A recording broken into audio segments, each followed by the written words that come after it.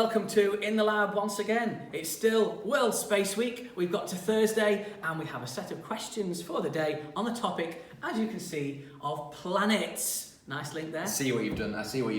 Thank you very much. Yeah. I've got a different hat on because every day I have a different costume. It's got nothing to do with planets. I just like it. Okay, so it's very dashing. There we are. Thank you very much.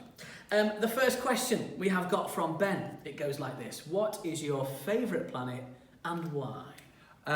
My favourite would probably be Saturn. I really like Saturn, mostly because of the beautiful rings and the massive rings that Saturn is really famous for are really big, but they're actually really thin. They're not actually that thick. They're incredibly thin compared to how big they are. And old astronomers, when they first discovered it, thought that it had ears. They thought it was the planet that had ears, which I think is quite cool. So very good for hearing, Saturn. But it's not, they're just rings. When you said old astronomers, do you mean like 90-year-old, or were they just long ago? Long ago. Long ago. But that must have been quite old, I don't know. Like I say, it's quite possibly both. Popular hobby, looking at the stars. Hopefully we've got some young astronomers watching. If you're enjoying it, like and subscribe. Got it in there. Okay, next question. No, I need to answer it. Oh, my favourite planet, I'm going to say Tatooine, because I quite like that planet. However, if it has to be a real planet, I'm going to go with Uranus, because on that particular planet and on Neptune, it rains diamonds, which I just think is absolutely fantastic. It's pretty good. Yeah, I think you'd probably be dead. Again, we're bringing death into it, as we do every day, but you'd be dead if you were on that planet, but it would be raining diamonds, which would kill you and crush you, but it would be spectacular. If we could put a camera, a very stable camera on there, I mean, the view's amazing. But there you go. Next question from Daniel. He says, is there a chance of life on another planet in our solar system? Good question. Obviously, one of the big questions we always ask ourselves is there other life out there in the universe? Obviously, Earth is very renowned for its life, like all of us, and all that sort of stuff. And there is a chance. We are currently researching Mars. We have found ice on the polar ice caps. This is Mars, ice on the polar ice caps. So we have confirmed the location of water, and all life forms that we've sort of like seen, water or in a liquid state is a pretty much necessity. So the current theory is that there was ever a time when Mars was close enough to the sun for it to be mostly liquid water, then early forms of life could have formed, prokaryotes and bacteria and other sort of like little things, possibly. Nothing big though. Thank you very much, and enough of that. So the next one is going to be a question from Eleanor, or Eleanor, however you want to pronounce that. Why are people so unsure of whether Pluto is a planet or not? Why can't we decide, or have we decided? So pretty much the general consensus is that it is not a planet. There's a bit of backwards and forwards on it. When it was first discovered, it was announced as a planet. And then there was a whole bit of controversy around it, and it then very sort of like been back and forth, but it's now officially been designated as a dwarf planet. Oh, right. So there are sort of like a couple of criteria that you need to have to be sort of like called a planet. The first one, Pluto has succeeded in it. It has to be a large enough mass that it's collapsed into a sphere or a ball-like shape, like the Earth has, like Pluto clearly has. It's collapsed into its own mass into a sort of sphere. Second one is that it must orbit a star. Okay, moons obviously orbit the planet sort of thing, but Pluto itself orbits around the sun. So therefore, that's criteria 2, all well and good.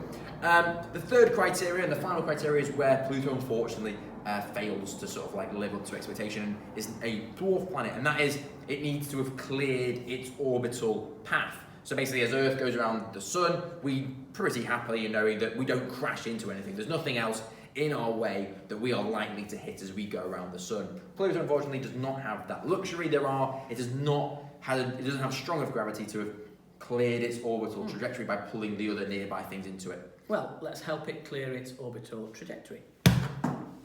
Next question from Hannah. Who chose the names of the planets?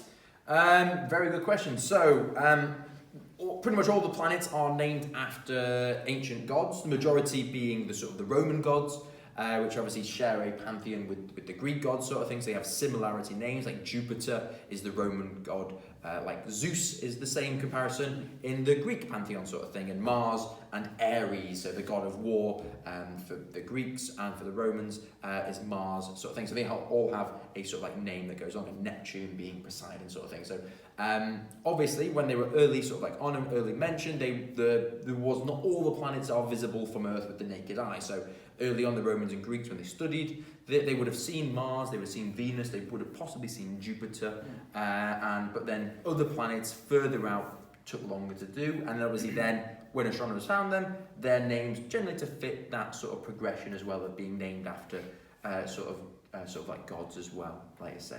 So I say, they all take their names from different ones, sort of thing. And they also take the names from chocolates, don't they? Like Mars, Galaxy, Milky Way. I think that goes the other way around. I'm not sure, not certain on that one, but I think the planets were maybe named before the chocolate bars. Possible. I'm not sure about that one. But there is an interesting link. Fact I don't check. know why we've gone very planetary in our chocolate bar naming. It's but, because its taste is out of this world. Oh, is that what it is? How exciting. we don't get commission, and other chocolate bars are available, just Yes. letting you know. Yes. Okay, Max and Ollie are asking the following two questions. How do gas planets stay together, because they're gases? And also, do they just keep expanding, because that's what a gas does with diffusion? Yeah, exactly. Yeah, it's a very valid point. So, as you would expect, the answer for most of the things in blue and white space is gravity.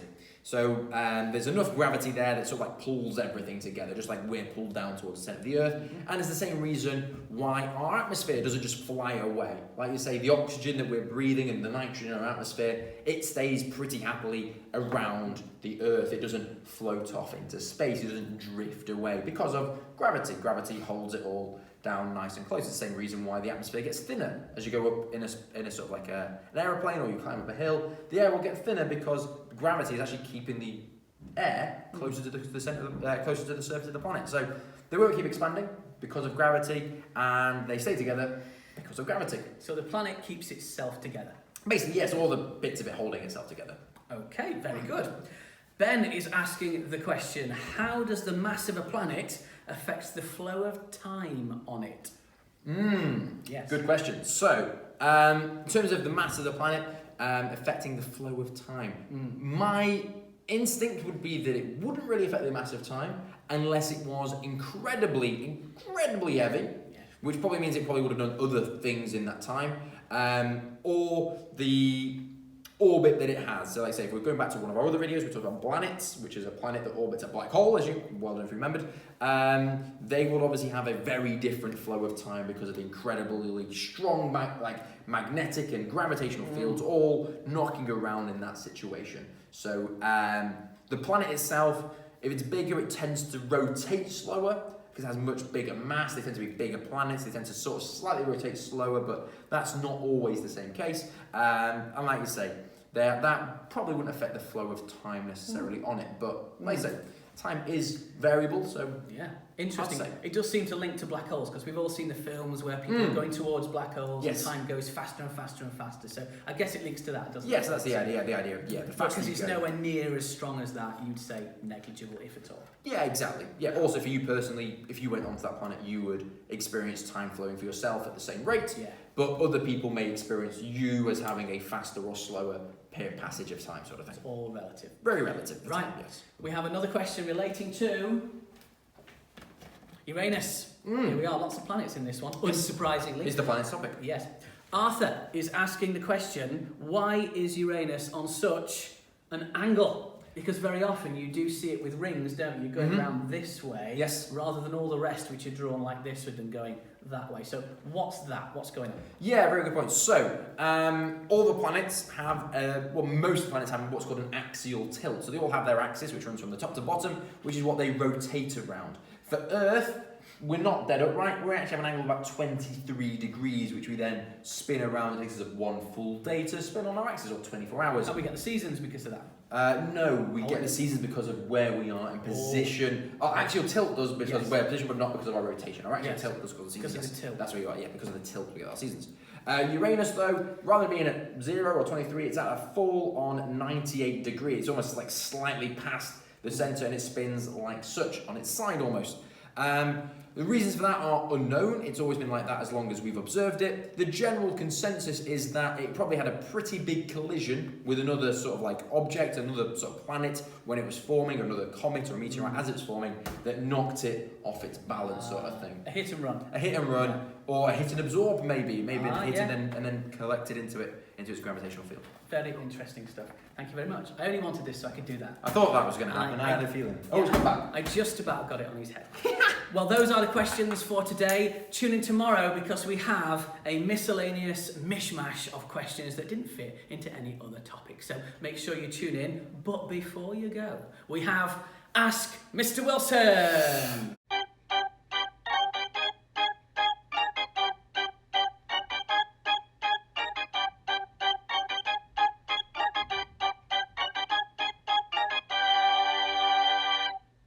The question for today. How much, Mr. Wilson, do you think a full spacesuit is going to cost you Spacesuit. in dollars? A full spacesuit. Does it depend on whether you go to Primark or Waitrose or, you know? If you want it glamorizing, or fashionable. Interesting question. This is according to NASA, I should say. Okay, according to NASA. That's fine enough. That helps a lot. Yeah. So, interesting point about this. I'm going to anecdotally fill while I think of an answer in the back of my head, as always do. Yeah, a little bit of procrastinating. So, famous fun fact for you all is there's two types of astronaut suit. You have the space suit and you have the flight suit. So when you see them take off, they're always often in their spacesuits, and when you see them out on spacewalks, they're in their big white bulky ones. Whereas when they come in for landing, they always wear the bright orange flight suit, or you'll often see them in the orange flight suit. That is so that if there is a landing, or a sort of like a landing in the ocean, they're much easier to find because they're bright orange sort of things. Like when they've landed and when they've sort of like got out of their spaceship, they're much easier to find sort of thing. So if anything does go wrong, orange shows up easier. In terms of price, though, the price of a spacesuit, I know they're all handmade. They're all personally made. They're hand designed for each astronaut, perfectly measured. So you think price So is going up. It's perfectly tailored, very expensive materials. Yeah. I know that NASA's stuff tends to be very expensive anyway. So I'm going to look in the ballpark. I'm going to say $250,000. So $250,000 would be my estimation. Well, I can tell you that if you ever want to buy a spacesuit, you're going to get it at a cut price cost. Oh, wow. Of $12 million. 12 million. Oh. So it's still a lot, Whoa. but it's $12 million.